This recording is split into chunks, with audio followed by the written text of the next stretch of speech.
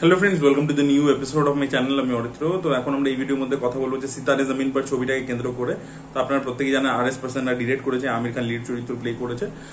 তো এই ছবিটা 2018 স্প্যানিশ ফিল্ম চ্যাম্পিয়ন্স এর অফিসিয়াল রিমেক, যেটা 2023 সালে একবার হলিউডে অলরেডি রিমেক হয়ে গেছে। আমি হলিউডের রিমেকটা প্রথমে দেখেছিলাম, রিসেন্টলি আবার স্প্যানিশ ফিল্মটাও দেখেছি। এবার এই ছবিটা দেখুন, এই ছবিটার মধ্যে কিছু জিনিস ভালো আছে। দেখুন, গল্পের সম্পর্কে আমি কিছু বলছি না, ট্রেলার লেভেলে এতটাই বড় করেছিল ওরা, সেই ট্রেলারেই সবকিছু কিভাবে করে দিয়েছে।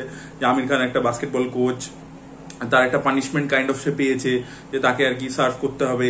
এই যারা অটিস্টিক বাচ্চারা রয়েছে, স্পেশালি এবল্ড বাচ্চারা রয়েছে, তাদেরকে শেখাতে হবে আর কি, এরকম আর কি একটা ও পেয়েছে, নাহলে ওকে জেল যেতে হবে। তো একটা ও ঘটনা ঘটায়, সেই জন্য ওই পানিশমেন্টটা পেয়েছে। এবার ও কি করে এদের সাথে থাকতে থাকতে ওর মধ্যে একটা ট্রান্সফরমেশন আসছে, ওর যে লাইফকে দেখার যে পয়েন্ট অফ ভিউ সেটা কিভাবে চেঞ্জ হচ্ছে সেটা নিয়ে আর কি পুরো গল্পটা আর কি। এবং আদৌ এই বাচ্চাগুলো আর কি জিততে পারে কিনা, কি করতে পারে কিনা, সেটা আর কি গল্প। তো এটা মোটামুটি ট্রেলারে ওরা গিভঅ্যাওয়ে করে দিয়েছে। এবং এইটা অরিজিনাল ছবির মানে ফ্রেম বাই ফ্রেম রিমেকই বলা যেতে পারে। 90% চেঞ্জেস গুলো কি করেছে সেটা আমি পরবর্তীতে আসি। তো ছবির মধ্যে পজিটিভ কি দেখুন, সব থেকে প্রথম আমি এই ছবিটাকে দেখার দু ধরনের ওয়ে হতে পারে। প্রথম হচ্ছে কি, আপনি অরিজিনালের এই দুটোর মধ্যে একটা কোনোটা দেখেছেন, স্প্যানিশটা বা হলিউডেরটা, তাহলে আপনার একটা দেখার দৃষ্টিভঙ্গি হবে। আর সেকেন্ড হতে পারে যে আপনি এজ স্ট্যান্ডালোন ফিল্ম হিসাবে দেখছেন। স্ট্যান্ডালোন ফিল্ম হিসেবে যদি আমি দেখি, তাহলে এই ছবির মধ্যে যে যে জিনিসগুলো ওয়ার্ক করেছে সেটা হচ্ছে প্রথম ক্লিন কমেডি। এখানে কোনো ভালগার টাইপের কমেডি নেই, এক দু জায়গাতে হালকা সামান্য বিস্তর আছে, বাট মোস্টলি ক্লিন কমেডি, এবং কমেডি কিন্তু ওয়ার্ক করেছে। তো হিউমার ওয়াজ গুড, মানে ভালো রিটেন লাইন্স রয়েছে, তো সেটা বেশ ভালো। এবং কিছু জায়গায় আমির খানের কোথাও গিয়ে মানে নিজেকে নিয়ে খিল্লি করার এরকম একটা ব্যাপার রয়েছে আর কি, তো সেটা বেশ ভালো লেগেছে। তো কমেডি ওয়ার্ক করেছে, এটা ভালো, এবং আমার মনে হয় সব দর্শকের জন্যই কমেডিটা ওয়ার্ক করতে চলেছে। আর সেকেন্ড হচ্ছে ইমোশনাল সিনস গুলোও কিন্তু খুব ভালোভাবে ওয়ার্ক করে গেছে। ইমোশনটা কিন্তু ছবির মধ্যে ইন্ট্যাক্ট রেখেছে। মানে RS পার্সনে যেটা হয়েছে, যে অরিজিনাল মেটেরিয়ালটার যে সোলটা ছিল, সেই সোলটা কোথাও ইন্ট্যাক্ট রাখতে পেরেছে। মানে কথা আছে, the heart is at the right place. তো ওই জিনিসটা এই ছবিটার ক্ষেত্রে হয়েছে, যে অরিজিনালি এসেন্সটা, যে সোলটা, সেটাকে ক্যাপচার করতে পেরেছে। তো সেই জিনিসটা ভালো। তো ইমোশনটা ওয়ার্ক করে গেছে, কমেডিটা ওয়ার্ক করে গেছে। পারফরমেন্সের দিকে যদি আমি বলি, তাহলে এই যে প্রত্যেকটা অ্যাক্টর রয়েছে যারা স্পেশালি এবল্ড, তো তারা কিন্তু, যাদের ডাউন সিনড্রোম রয়েছে, অটিজম রয়েছে, তারা প্রত্যেকে কিন্তু খুব ভালো কাজ করেছে।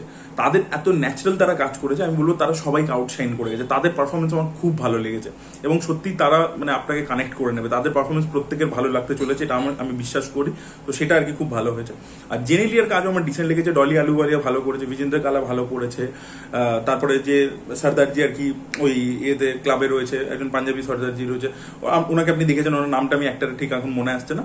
তো ওনাকে আপনারা অনেক ছবিতেই দেখেছেন, তো ওনার কাজও বেশ ভালো। এটা মানে সাপোর্টিং অ্যাক্টর যারা রয়েছে তাদের পারফরমেন্স আর কি ভালো। এবার ছবিটা আর কি ডিসেন্ট একটা ওয়াচ হয়েছে, আপনারা মানে ভালো লাগবে। আপনারা যদি ফ্যামিলিকে নিয়ে যান, দেখেন, ভালো লাগবে। এবার যেটা আমি প্রথম way of watching this film যদি বলি, যেটা আমি বলছিলাম, যে আপনার যদি অরিজিনাল গুলো দেখা থাকে, তাহলে কি হবে বুঝতে পারবেন যে আমির খান এখানে যে জিনিসটা নিয়ে এসছে, সেটা না কোথাও গিয়ে একটু মানে একটু মরাল সায়েন্স লেকচারের মতো হয়ে গেছে ব্যাপারটা। মানে অরিজিনালেও এই সেম বক্তব্যগুলোই ছিল, ঠিক আছে, কিন্তু এত সাটল ভাবে ছিল।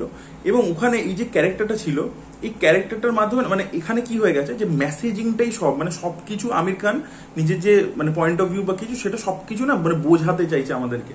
সেটা মানে এই যে সর্দারজির যে ক্যারেক্টারটা, তাকে দিয়ে কন্টিনিউসলি বলি ভার্বালি বোঝাতে চাইছে।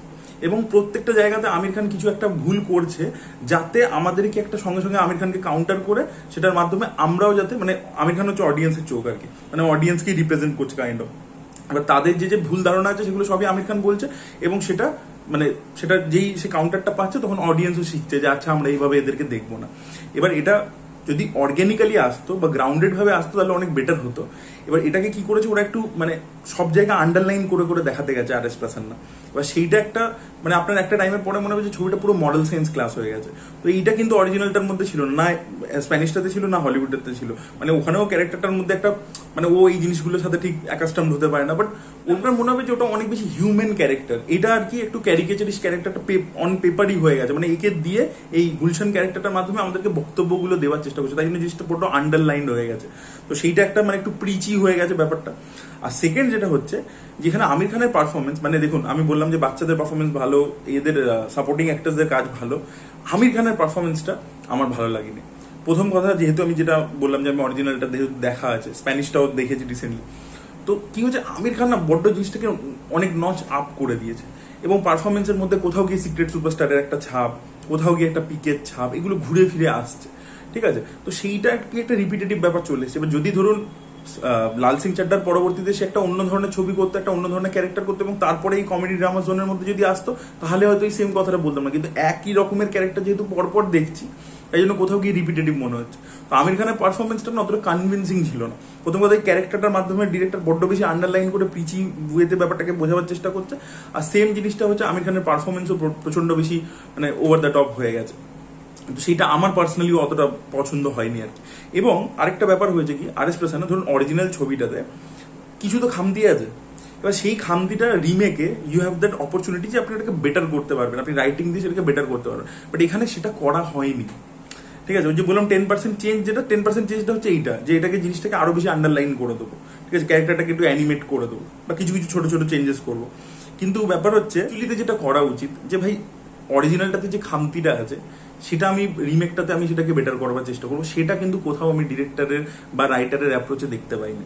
মানে সেটা ওরা জেনেলিয়ার যে সম্পর্কটা সেটার দিকে হোক, সেটার যে ক্লোজার বা সেটার যে ডেভেলপমেন্ট আরো বেটার ভাবে দেওয়া, বা আমির খানের যে মানে একটা যে নিজস্ব পার্সোনাল একটা ক্রাইসিস আছে সেটাকে বেটার ভাবে করা, ঠিক আছে। বা অনেকগুলো ক্যারেক্টার এই প্রত্যেকটা যাদের সিতারাদেরকে দেখাচ্ছে তাদের একটা করে ব্যাক স্টোরি রয়েছে, তো সেইটাকে আরো বেশি ভালো করে যদি বেটার করে করা যেতে পারে, সেটা সেই থ্রেডিংটা আরো বেটার যদি করা যেতে পারে, সেইটা এখানে হয়নি। মানে যা অরিজিনালে ছিল সেটাতে যদি কোনো খামতি থেকে থাকে, অ্যাজ ইট ইজ এখানেও রয়েছে। তো সেই খামতিটাকে কোথাও গিয়ে রাইটিংয়ে যে বেটার করে দেবো বা কিছু করে দেবো, সেটার কোনো প্রচেষ্টা আপনি দেখতে পাবেন না আর কি। তো সেই জিনিসটা আর কি ওই রকম খাপচারা থাকলে এখানেও খাপচারা রয়েছে। আরেকটা হচ্ছে কি, এই আমেরিকান রিমেকটা অনেক বেশি ছোট, অনেক বেশি ক্রিস্প, ঠিক আছে। আমেরিকান রিমেকটাতে অ্যাকচুয়ালি স্প্যানিশের থেকে অনেক কিছু চেঞ্জেসও করা হয়েছে। ওখানে এই মানে ওয়াইফের অ্যাঙ্গেলটা ছিল না, ওখানে ও মানে ওদেরই মধ্যে বাস্কেটবল প্লেয়ারদের মধ্যে একটা বোনের সাথে আর কি ওর প্রেম হয়ে যায় ইত্যাদি। তো ওরকম ভাবে অ্যাঙ্গেলটা ডিফারেন্ট ছিল, একটু অন্যরকম ছিল ওখানে ব্যাপারটা। তো হলিউড ছবিটা না অনেক বেশি ক্রিস্প। আপনার এই ছবিটা দেখতে দেখতে মনে হবে যে এই ছবিটা একটু টাইট করা উচিত ছিল, এই ছবিটা একটু বড় হয়ে গেছে, একটু বেশি ফার্স্ট হাফে তো অনেকটা বেশি সময় নেয়। তো সেটা আর কি আপনার মনে হবে যে ভাই একটু স্লো বার্নে চলছে, কিছু জায়গাটা একটু মানে ড্র্যাগ করছে, তো সেই জিনিসটা আপনি ফিল করতে পারেন। ছবিটাকে আর কি ক্রিস্প করা যেতে পারতো আর কি। তো সেটা আমারও মনে হচ্ছে দেখবার সময়। আমি বলবো না যে সিতারে জামিন পার, দেখুন প্রথম কথা তারে জামিন পারের স্পিরিচুয়াল সিকুয়েল বলে যেটা বলা হচ্ছে, ওই থিমেটিক একটা সিমিলারিটি রয়েছে বলে বলা হচ্ছে, তো সেই কারণে। বাট তারে জামিন পারের ধারে পাশে আসে না ছবিটা। এই ছবিটা ডিসেন্ট একটা ছবি হচ্ছে, যার মধ্যে ইমোশন কমেডি দুটো ওয়ার্ক করছে, পারফরমেন্সেস ভালো রয়েছে, এবং একটা খুব ইম্পর্টেন্ট মেসেজ রয়েছে যেটা রেলিভেন্ট।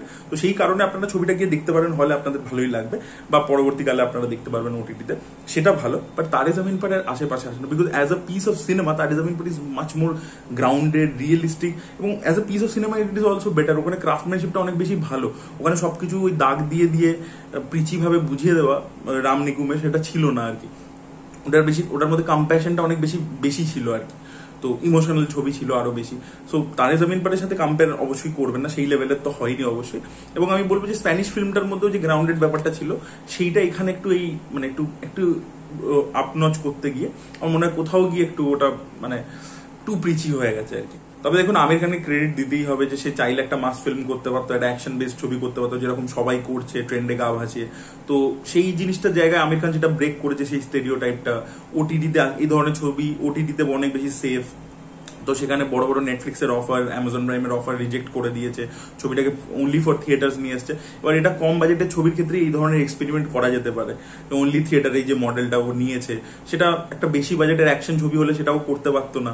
তো সেটাও আর কি যে ইন্ডাস্ট্রির যে একটা মানে প্যাটার্ন যেটা চলছে বিজনেসে, সেটা কোথাও গিয়ে এফেক্টেড, সেটার মধ্যে যে একটা পরিবর্তন আনলো, একটা যে ডিসরাপশন ঘটলো, সেটাই ছোট বাজেটের ছবির ক্ষেত্রেই হতে পারে। আর আরেকটা হচ্ছে যে ট্রেন্ডে গা ভাসালো না, যে একটা ইজিলি একটা অ্যাকশন ছবি করে ফেলতে পারতো, সেটা করলো না। তো সেটা একদিক দিয়ে আমি বলবো যে হ্যাটস অফ আর কি আমির খানকে, যে এই রিস্কটা নিয়েছে। তো সেই কারণেও আপনারা একবার ট্রাই করে দেখতে পারেন। এমনিতে ছবিটা একেবারেই খারাপ হয়নি। ছবিটা যখন আপনি দেখতে বসবেন, যদি আপনাদের অরিজিনালটা না দেখা থাকে, তাহলে তো আপনাদের বেশ ভালো লাগতে চলেছে। আর এই যে বললাম ইমোশন আর কমেডি দুটোই ভালো ওয়ার্ক করছে, এবং মেসেজটা খুব ইম্পর্টেন্ট। এবং আমি মনে করি বাচ্চাদের এই ছবিটা আরো বেশি করে দেখা উচিত, বিকজ তারা খুব ইম্পর্টেন্ট একটা মেসেজ পাবে আর কি। সো এটাই বলা ছিল। That was it guys. আপনারা যদি দেখেছেন সিতারে জামিন পার, আপনাদের কি বক্তব্য অবশ্যই কমেন্টে জানাবেন। Thank you so much, bye by.